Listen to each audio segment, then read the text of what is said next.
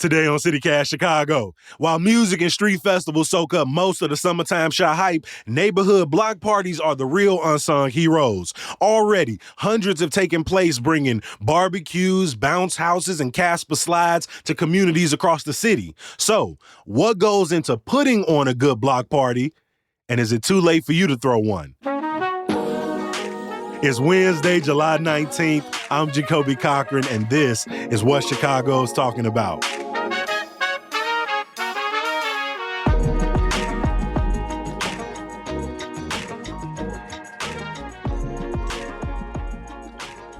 We're talking all things block party, from planning one to throwing one to making sure your neighbors actually show up. And I'm joined on the microphone today by the one and only best damn newsletter editor in the city, Sydney Madden. Welcome back, Sid. Thanks, Jacoby. So, Sid, you grew up in downtown. Did you really go to block parties coming up? I did not. There was no place to really have them. There is something so nice and neighborhoody that I didn't have growing up that I think is really... I don't know, you kind of get jealous, or you wish you're part of that. Because in a high rise, it's a little different, people can be a little colder, or, I mean, there are still parties and stuff, but since moving up to Lakeview, I've definitely walked past a couple and they've piqued my interest. One day I'm going to get the courage to just invite myself in. Mm-hmm.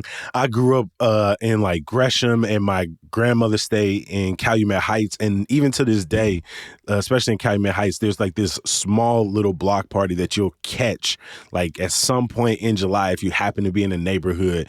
And it's always fun to walk to because they feel like the little sibling to street festivals in Chicago, which are the middle child to major music festivals. And so when we talk about some of the differences between a block party and a street festival, what are some of those very simple basic differences? Yeah, I think a street fest is a lot bigger, obviously. It costs more.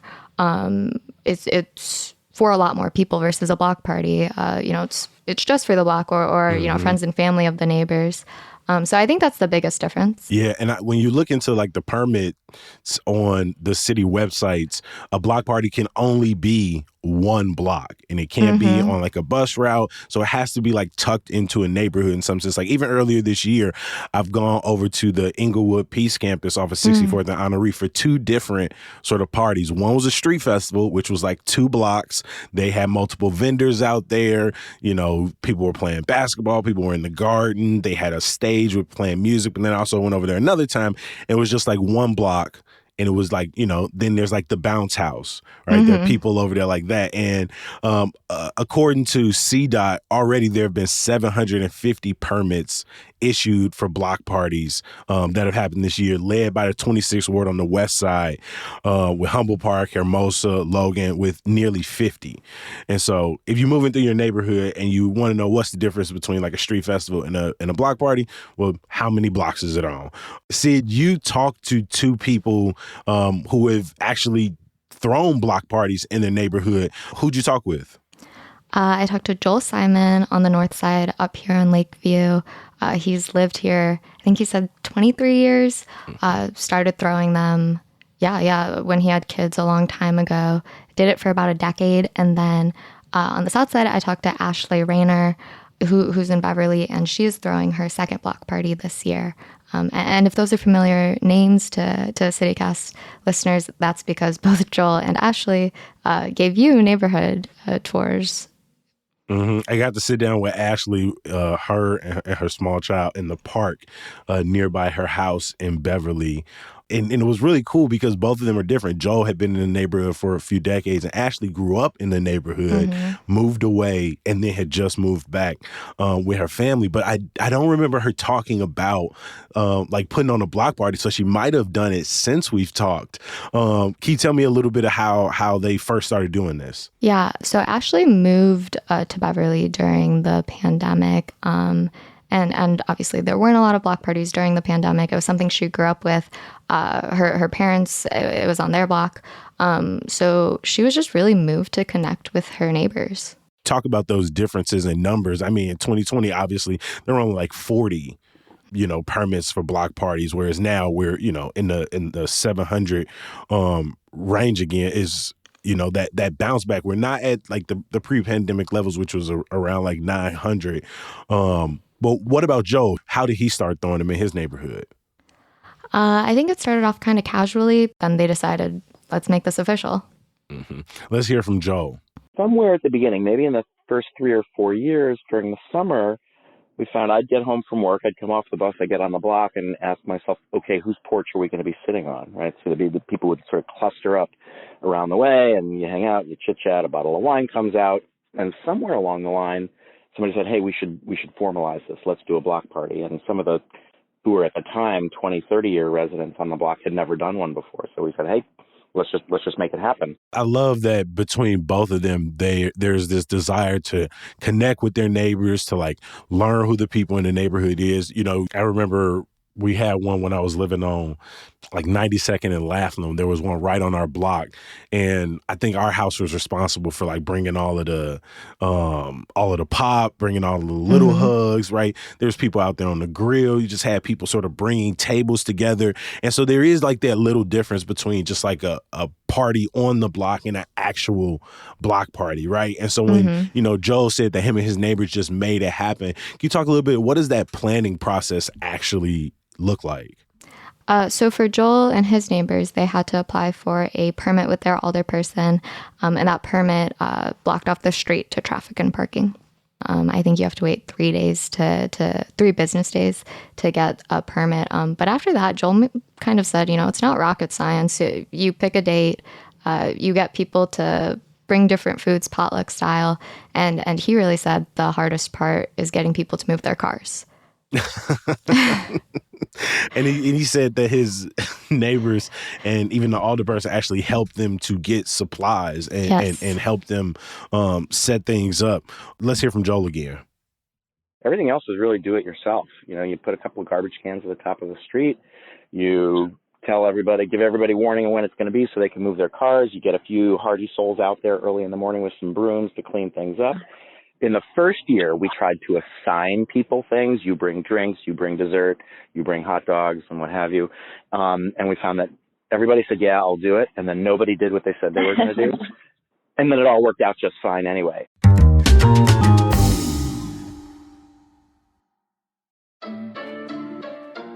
There's no shortage of craft beer in Chicago, but if you're an IPA lover, you have got to check out Revolution Brewing's Hero IPAs.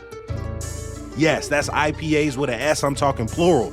Illinois' largest independent brewer has got different styles for whatever you're feeling. Maybe you're in a bold and classic mood like the Anti-Hero IPA, or maybe you're looking for something smooth like the Hazy Hero, or maybe you want the best of both worlds with the Infinity Hero. You can find them wherever Revolution Brewing is sold, or by visiting the Tap Room in Avondale or the Brew Pub in Logan Square. Find Revolution Brewing online at revbrew.com. That's REVbrew.com. Joe and them talked about, putting the block party together. Did they talk about like what it meant to market, what it meant to go around? If there wasn't like an established, because it doesn't sound like there was an established block club for either of their parties. It seemed like they were just neighbors who wanted to put this on. How did they get other people in the neighborhood to come? Ashley said flyers really helped. She just stuck it in people's mailboxes. Just scrolling on Facebook, I found a ton of block parties, so that's another way to do it. I think one of them said, knock on people's doors. But yeah, you do need to coordinate with people because it is still summer and people travel. Mm-hmm. For me, the block party was always about between the grill and then however we was playing football and who was on whatever teams, right? But what are the elements you have to make a good block party? When you're talking to Ashley and Joe, what are some common threads that run between both of their stories? I think the basics, and Ashley said this, food, music, and people who want to connect. But then the extra stuff, like the entertainment, the fun. You can get bounce houses pretty cheap from Park District. You can rent one. Those do go pretty quick. So again, in your planning process, you're going to want to do that a little earlier. But yeah, there's all sorts of different entertainment. The idea of like togetherness and friendship and like making sure that people get to know each other, I think it's really, especially now, like I think there's just, you don't know your neighbors as well. When I think of a block party, I think, there's like a bounce house, like one of the block parties had like a reptile guy come, and that stuff's really cool. But what you really remember is just like hanging out like all day and being able to run in the street and like play with all the other kids and stay up late and catch fireflies and stuff. Oh man, not the fireflies. See, if you go into a block party in your neighborhood, what food are you definitely trying and what food are you definitely staying away from?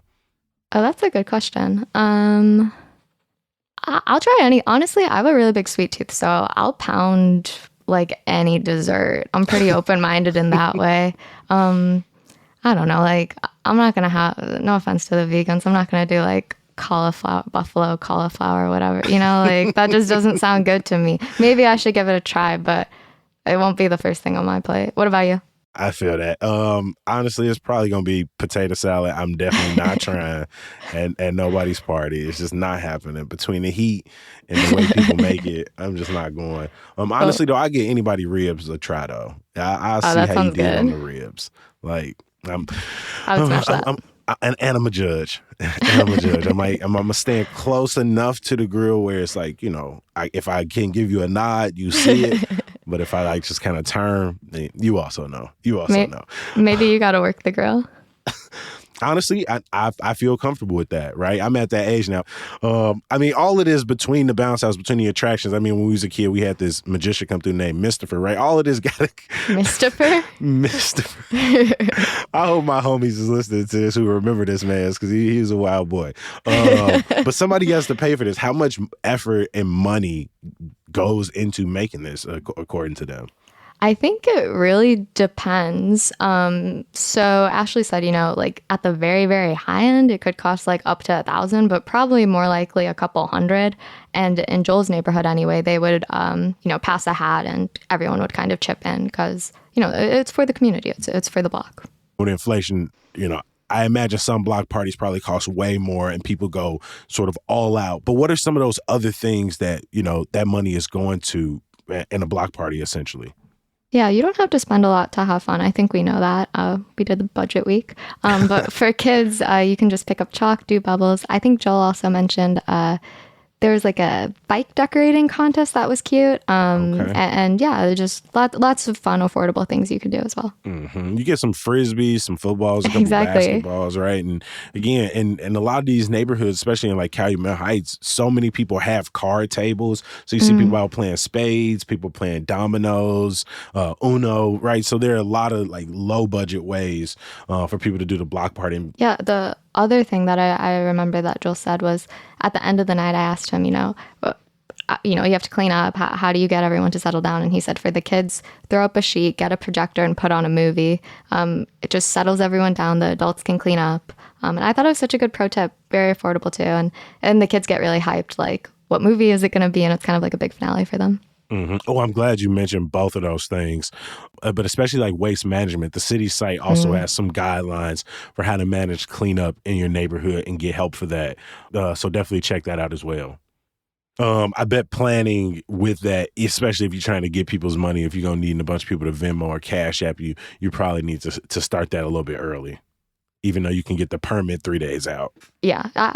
I think Ashley said something like, give yourself 2 to 3 months. Joel seemed to think you could throw it together pretty quick. Maybe it's because he's done it for a decade or, he has a lot of experience. But I think for newbies, just give yourself a month or two. Okay. Since it's already mid-July, I've seen block parties happening, especially on my side of things in Woodlawn. I've seen them in Calumet Heights, right? Inglewood. Like, is it too late for people to throw a block party? Not at all. And in fact, Ashley told me most block parties she's been to happens in August. And the one she's planning, it is also happening next month. Oh, okay. So the sweet season might actually be a little bit after July, late August, when the weather is starting to maybe come down a little bit. Mm-hmm. Do you feel after talking to them a little bit more excited to like look into or check out block parties in your neighborhood? Yeah, and actually, I'll do a PSA to CityCast listeners. You can send invites for me to Chicago at citycast.fm. I'm trying to pull up to I'm trying to go to block parties. I will bring something. I'm not there to just what's the word, like take whatever. But yeah, you can send invites. Maybe I'll bring Simone and Jacoby if the invite's extended to all of us. But yeah, I'm definitely trying to go to one. Hey, I pull up with the loud. Sydney says she has no mooch. She will bring something. So make sure you send those invites. And if you got block party memories for, again, when you was coming up, ones that you've already been to, feel free to send us a text or voicemail, 773-780-0246. Yes, I got the number memorized finally after like 16 months. I know Ashley had a last piece of advice for people. Let's take a listen. Even if it's a little scary, even if it's like, I don't know what it's going to be, or I'm worried that this isn't going to come together, like, yeah, stuff isn't going to work, and, things are going to be late, and someone's going to spill a whole tray of hot dogs or something. But, like, you should just do it. Just reach out to people and say, hey, I need help with this and that and the other. And generally, I think people are happy to help and even want to make those connections and want to know their friends, their neighbors. Do you have any last piece of advice to people or anything that we missed? Anything that you want to cover? Both Ashley and Joel touched on this. Just, it can be really scary to plan a party, and they both shared worries like, will people come? And at the end of the day, it will ebb and flow, and yeah, people do come. It's stressful planning a party, but it doesn't have to be, and I think it's worth it. I want to give another huge thank you to our newsletter editor, Sydney Madden, not only for bringing up this conversation, which allowed me to walk down sort of nostalgia's road, thinking about all of the block parties I've been throughout my life, but also giving people this practical advice on ways to throw block parties in their neighborhood. We will drop links not only to Hey Chicago in the show notes, but also to the city's permit page and guidelines for block parties in your neighborhood if you want to throw one. I'll also drop a link to the neighborhood guides featuring Joel and Ashley if you want to stop by Lakeview or Beverly with their great recommendations. Sydney, thank you for stopping by. Thank you. Before I let you go, a little bit of news, y'all. The Illinois Supreme Court has ruled 5-2 that the state's ending of cash bail is constitutional and it will go into effect mid-September. Chicago Public Schools has opened a welcome center at Roberto Clemente High School for newly arriving migrants living in Westtown and Humboldt Park. Families will get help enrolling in school, accessing language services and public benefits, and getting school supplies and needed vaccines. Another day, another Illinois biometric information privacy suit. Yes, say that 5 times fast. This time, it's Instagram. All Illinois residents who used the app in the last 8 years could be eligible for a cash payout. You can submit a claim by September 27th. There's some good news.